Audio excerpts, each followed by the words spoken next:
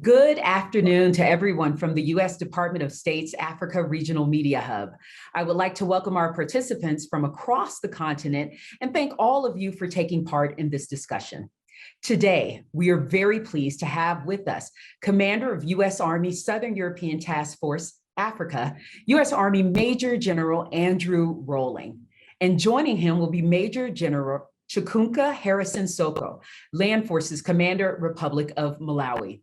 Major General Rohling and Major General Soko are joining us from Fort Benning in the United States in the state of Georgia.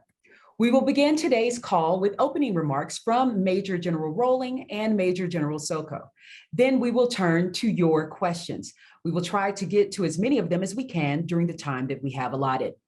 At any time during the briefing, if you would like to ask a question live, please indicate that by clicking on the raise hand button and then typing your name, media outlet, and location into the question and answers tab. Alternatively, you can type your full question directly into the Q&A for me to read to our speakers. Again, please include your name, media outlet, and location when you do so. If you would like to join the conversation on Twitter, please use the hashtag AFHubPress and follow us on Twitter at Africa Media Hub. As a reminder, today's briefing is on the record. And with that, I will turn it over to U.S. Army Major General Andrew Rohling for his opening remarks. Thank you. Thank you. And thank you for your interest in this year's African Land Forces. I'm also pleased to be here with Major General Soko and Forces of Malawi. When we have conducted media hub calls in the past, we typically do them alongside African host country land force commander. Today, we have asked Major General Soko to be here to give his perspective, an African perspective of this year's ALFs. Also because he knows very well Fort Benning, as he has trained on many schools that we have visited so far this week, Airborne School, Ranger School, just to name a few. I think he had some during our tour. Before we get to questions, I would like a quick rundown of what African Forces Summit is about, some specifics about this year's theme, resilient institutions build resilient leaders. The goal of the African Land Forces Summit is to strengthen partnerships across Africa to improve regional and wide security. We also want to demonstrate to our African partners that the U.S. is committed to their long-term success. This forum allows for candid dialogue to and develop cooperative solutions to improve transnational security and stability issues, and it provides an opportunity for the participants to hear issues and African land force commanders. Each ALF approach a different. This time around, our 10th, we are highlighting the importance of the institutions like training centers and the non-commissioned corps. At Fort Benning, we showcase the Maneuver Center of Excellence and schools, the United States Ranger School, Airborne School, and Infantry Basic Training. Through all this, we showcased our professional non-commissioned officer corps. It has been a great week so far. We have 2 more days of dialogue and an events in store that I'm quite excited about. With that, I'll ask Major General if he has any statements before we move on to questions. Thank you. Thank you, ma'am. It's an honor to be in this forum and to be with General Rohling, who is excellent general, and an honor again here with my colleagues from, especially those dealing with the land forces, to come and visit the institutions that, for some of us, are here. The leadership, the training for the Benning provided to us, have implemented some of the leadership skills, individual skills, our respective armies, and contributing to the security of our countries, the continent, because this is not only taking place here. I know this time taking place here in the United States, but most of Land Forces Summit have taken place over. So it's a great honor to be here, and that issues that affect Africa and the world at large. Thank you very much, ma'am. Thank you, Major General Rohling and Major General Soko. We will now begin the question and answer portion of today's call. For those asking questions, please indicate if you would like to ask a question and then type in your name, location, and affiliation into the Q&A tab. We ask that you limit yourself to one question related to the topic of today's briefing, the ongoing 2022 African Land Forces Summit, which is themed Resilient Leaders Build Resilient Institutions, and how U.S.-Africa partnerships are increasing security and stability on the continent. Okay, with that, our first question will be regarding the location of this year's Africa Land Forces Summit. And I do, just before we get started with the questions, I just want to let our journalists know that we may be having a bit of an issue with the bandwidth, so we may cut off the screen for Major General Rohling and Soko just to preserve bandwidth, okay? Thank you for that. All right, first question is, why did you all decide to host this year's event in the US? Does this make it difficult for African partners to participate? Well, thank you very much for that question. As I stated in my opening statement, this is our 10th African Land Forces Summit. The first African Land Forces Summit was held in Washington, D.C. And then, so we 10 years later, the subsequent 9 were on that continent of Africa. And then we believe 10 years later, this was a time to come back to the United States. And we came to Fort Benning because Benning, and I'm biased as an infantry officer, and this is the home of the infantry and armor of the United States Army, is one of the largest and most important U.S. Army bases in the United States. And we thought it would be the place to showcase the resilience and institution that helps build, or a resilient institution to help build that resilient leader in the amount of activities here that build the Army.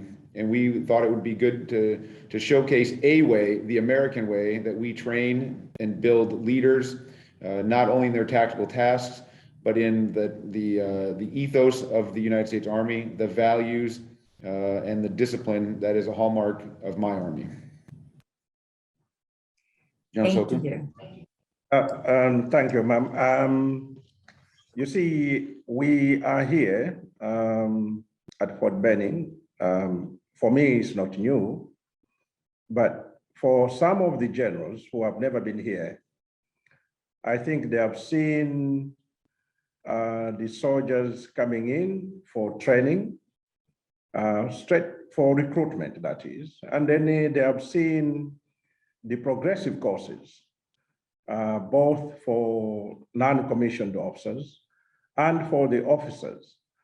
So this summit cannot be in a better place than Fort Benning. It has got long history, and it's perfect that we should be here. Thank you. And to your second part is, was it hard to get here? We have 35 of our land force commanders here, so I think it proved to be a place they can all get to. So I think it was a good decision. Thank you. Next, we'll go to a question from our Q&A from Matt Hill of Bloomberg News in South Africa. The question is, does the U.S. plan to ask Mali to ensure that Malian troops trained by the U.S. won't participate in operations with Wagner? Well, thank you. Well, that's a bit of a policy question, so I will not get in front of any policy questions in regards to what the United States is going to deal with in Mali in that level. But I can talk a little bit about Wagner, because Wagner is not an organized, uniformed military force. They are mercenaries, and their missions are not the same. They are there for their own personal interests. And so I'll leave that at this point. Thank you. Next question goes to a question sent in to us from Mr. Killian Chimtom of Timescape magazine in Cameroon. Question is as follows. I understand the 2022 African Land Forces Summit will also feature European military officers. What would you say are the security linkages between Africa and Europe, or rather between Africa and NATO? And what do these linkages mean for Russia's military ambitions with Africa? Perhaps we could start with Major General Soko with this one. Thank you. You see, the military should always collaborate. What affects Europe affects Africa. What affects Africa affects the whole of Europe. As we're talking now, gas prices are going up because of what has affected Europe, and that will not spare Africa.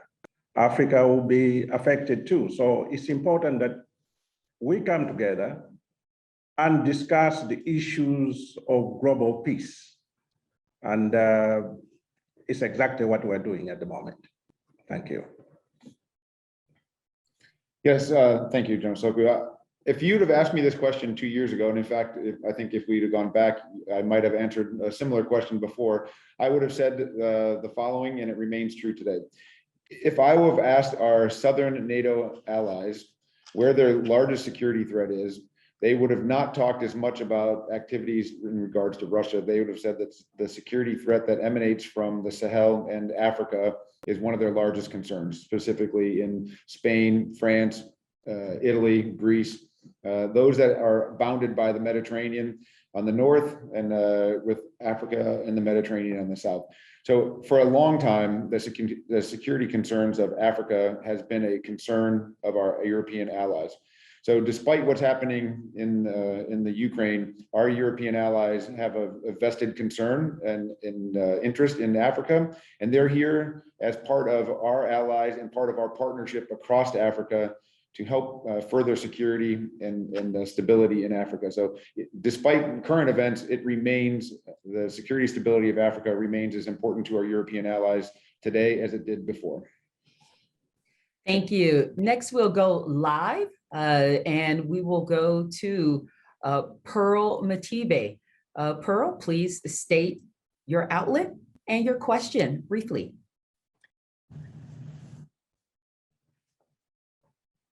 Okay. Pearl, please unmute. Yes, thank you so much. I'm Pearl Matibe, and I'm here for the Swaziland News. My question is to both General Rohling and General Soko. So, General Rohling, I'll start with addressing a question for you. I believe that this year is possibly AFRICOM's going into its 16th year since President Bush set it into motion. I'd like to understand from the initial objectives of AFRICOM and what you were hoping to achieve in this military exercises this year, what has specifically changed that you see as key major improvements on its initial objectives? And then maybe speak, for example, to our audiences who don't really understand what a non-commissioned officer is. And to General Soko, I'd like to find out from you if you could maybe speak specifically about the resiliency, for example, of troops in Eswatini and in South Africa specifically, and what they're contributing to the SADM force in Mozambique. Thank you so much. Thank you, Pearl. Pearl, to your first part of your question on AFRICOM and what has changed. I think over the years, AFRICOM has developed to become a more balanced headquarters to help with the three Ds, as we would like to say, of stability in the African continent: defense, diplomacy, and development.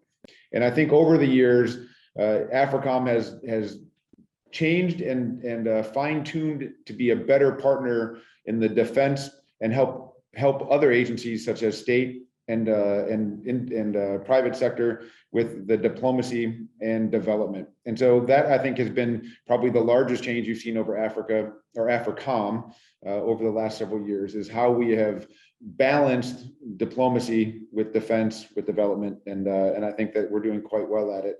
And then in terms of What things inside of defense, I will use one example of how that they have improved, and I think that is the introduction of our security force assistance battalions and brigade across several countries in Africa, where small groups of Americans have gone to African countries and, in accordance with that country's desires and requirements, helped train with and for that country to improve the capacity and capability of their military.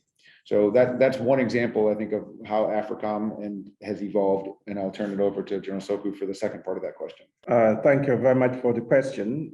You see, what is going on in Mozambique, to be specific, Cabo Delgado, may affect the whole of the SADC region. So it's important that some countries, of course, all the countries in the SADC region are involved. Eswatini, South Africa, they have sent troops there.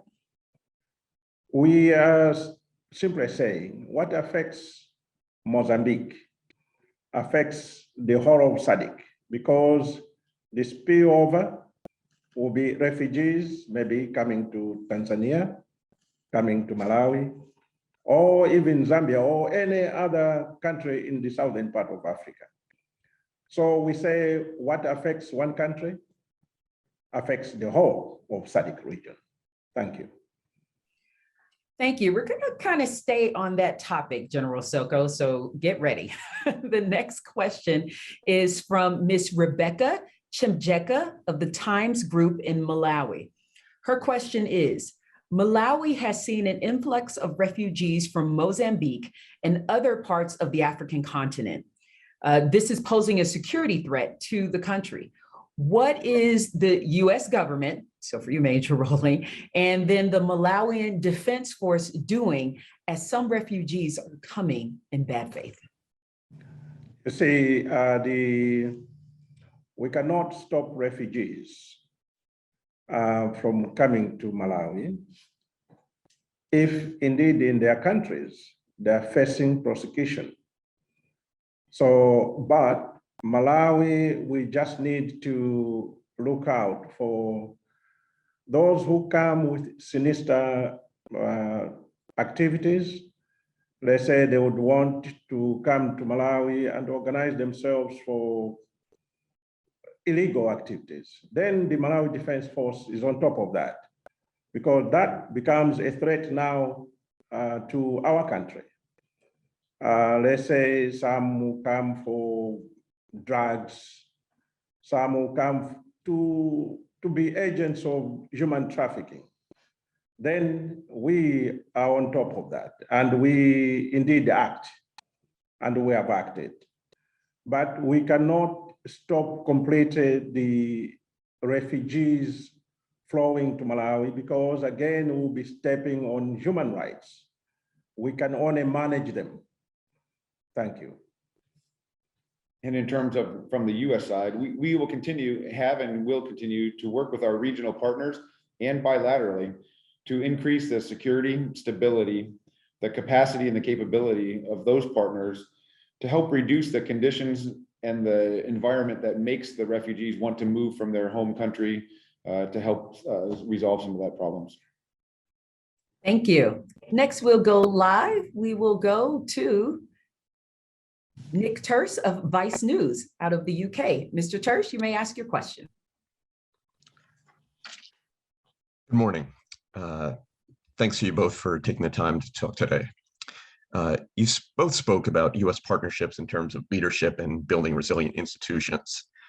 Now, since 2008, by my count, US trained officers have attempted at least 9 coups and succeeded in at least 8 across 5 West African countries alone. So, General Rohling, my question to you is, why are attendees of US exercises, US trainings that are designed to promote stability instead overthrowing the very governments that the US military is attempting to bolster? Well, thanks for that question, Nick. I think it's similar to the one you asked the other day. The answer remains the same. It is the United States policy. The United States policy is to promote human rights, to promote values, to promote civil and democratic law across the countries. Exercise or events such as today's African Land Forces Summit bring those values to the forefront, and we will continue to hold meetings and training exercises that continue to promote human rights, human values, the ethos of the United States government, the United States Army, and then we will do our best to ensure that the countries that participate understand what we're training, and will present a viable role model for those countries.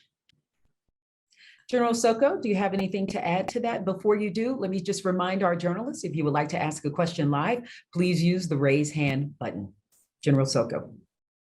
Thank you very much. But look, I will not comment much on the cause in West Africa.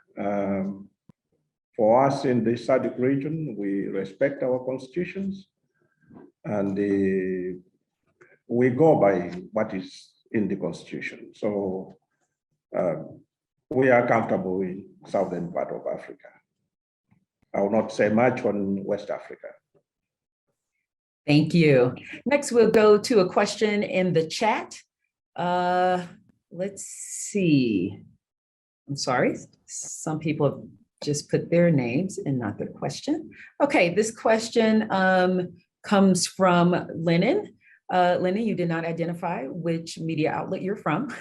In what ways, if any, are you collaborating with Zimbabwe's National Army? Zimbabwe. In fact, trying to remember real quick. I've got to get my thoughts together on that one as we will. Yeah, I mean, we continue as Zimbabwe as part of the regional partner. Any specific exercises, to be honest with you, I don't think I can give you a solid answer to that one off the top of my head. That's fine. It was quite a specific answer. And Lennon was from News 24. The next question is another question that comes in for us regarding the outcomes. What should African military participants get out of this year's event? Thank you. I'll give a first stab, and then I'll give it to General Soko to answer what he hopes to get out of this event. What we're hoping is that our African partners and our American partners and our European partners, to include allies such as Italy, Spain, the United Kingdom, our National Guard representatives from our state partnership adjutants general from at least 14 of our states across the United States. We hope what they get out of there is the ability to make relationships, to get to understand issues in a personal manner, to discuss amongst themselves regional issues. In fact, I think what you will find if you ask some of our members, that although their countries are sometimes geographically right next to each other, they don't get the opportunity to actually see each other very often. And this forum is an opportunity for each of the land force leaders to have a formal and, more importantly, an informal dialogue about issues that are important to them, and help build those relationships so that in times of crisis, it's not the first time they're having to call their neighbor, and that we can peacefully resolve problems and work towards a more sustainable and common objective. And General Soko, I turn to you. I cannot add more to what he just said. But coming here, we have seen, as I said earlier, we have seen how the soldiers or a civilian is transformed into a soldier. And then after that, sharpening his skills personally, and again, sharpening his skills in leadership way. And all this put together, we have learned of the too many steps that makes a soldier value his organization, let's say the military. And this is very important to showcase in a summit like this. for some of us, yes, we have been here, but there are lots of generals who have never passed through the corridors of Fort Benning. And now they have seen what a soldier goes through here and the respect, again, a soldier is given. I'll give an example. As I was coming here, at every airport, they were saying soldiers first. And I like that one. It's the respect the United States gives to a soldier. So these are the things that we learn as we move. So I'm happy that this summit happened here in the United States. Thank you very much. Thank you. Next, we'll go to a question sent in to us from Ethiopia, from Mr. Silabat Benaye Desalayan from Freelance, Ethiopia. Recently, the U.S. Army General recommended President Biden's administration to rethink sending soldiers to Somalia again. What are current and future plans to fight al-Shabaab terrorist group in Somalia and in the Horn of Africa?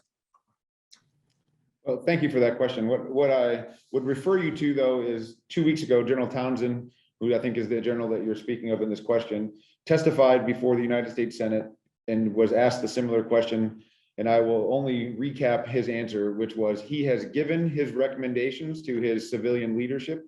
They are looking at those options. Once our civilian leadership makes those policy decisions, the United States AFRICOM and subsequently the Southern European Task Force will then act in accordance with those activities. So for me to comment further would limit our civilian leadership's ability to make decisions. Thank you. Next, we'll go to a question from the Q&A from Ghana, from Diana Ngon of City FM TV, Ghana. Would you say Africa's partnership with the U.S. has improved security on the continent, and how? Major General Soko, how about we start with you? Yes, Malawi Defense Force has been a partner of the United States ever since. In fact, we several times train with the United States. A good example is when we are doing our pre-deployment training, training for, let's say, the UN missions, we always partner with the United States. So they are our validator. Believe me, a Malawian soldier, when deployed into any mission, will perform any duty that the UN requires. All that is a credit to the United States Army. And we are still continuing as we're talking now. In 2 weeks' time, we will have a delegation from the United States Army as our guests for the Malawi Defense Force.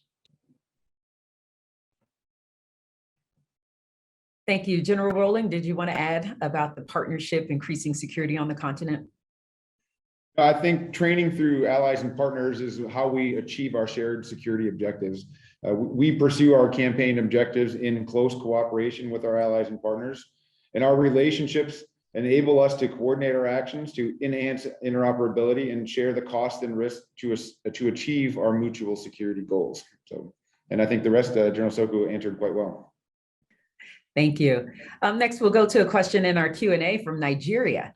Kennedy Namani from Real News Magazine in Nigeria asked, how is the U.S. and Africa land forces under your command partnering with the West African region like Nigeria to solve the insecurity challenges plaguing the region? So similar to the question you had, but focus more on Nigeria and Western Africa. Yeah, thank you. Thank you very much.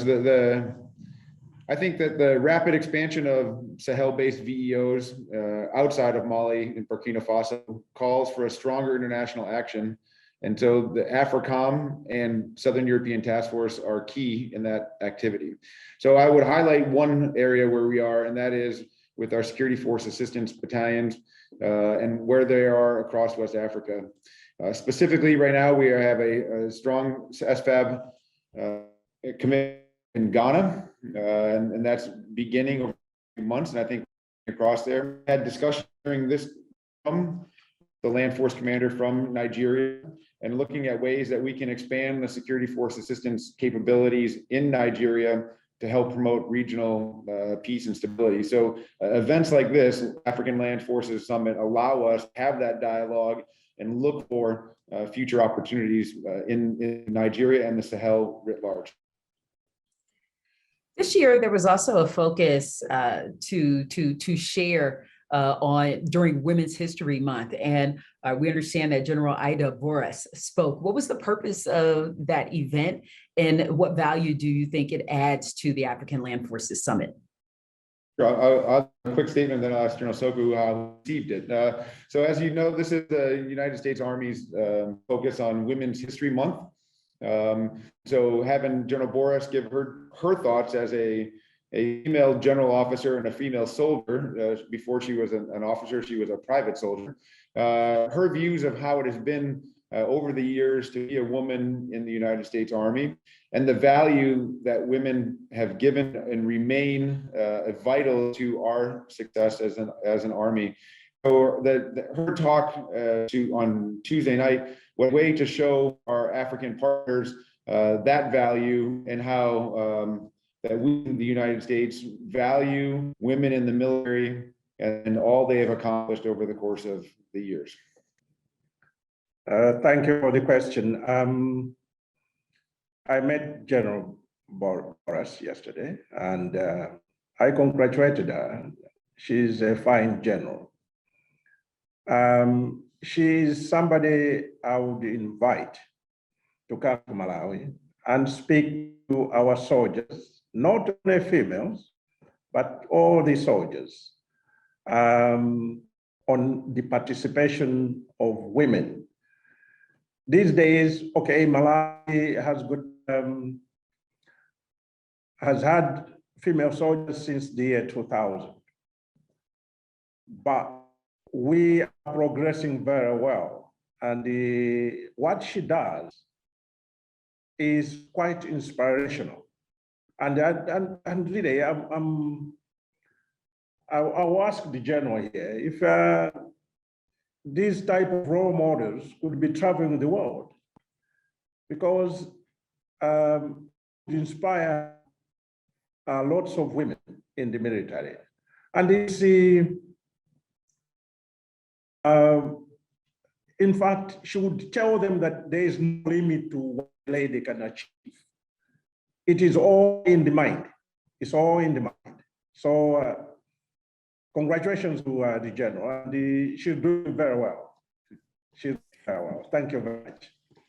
Thank you. So we're going to wrap up, but as you consider your final remarks, we know that the title of this year's exercise was "Resilient Institutions Build Resilient Leaders," and this reminds us of President Obama's statement several years ago that Africa doesn't need strong men, Africa needs strong institutions. So I leave you with that as I ask you both to give your final remarks. We'll start with General Soko and we'll end with General Rohling. Your final remarks.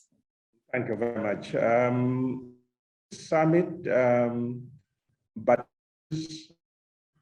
what we already have, it strengthens our resolve as military people, that the policies made by our civilian authority should be implemented, and implemented with a humanitarian side of it,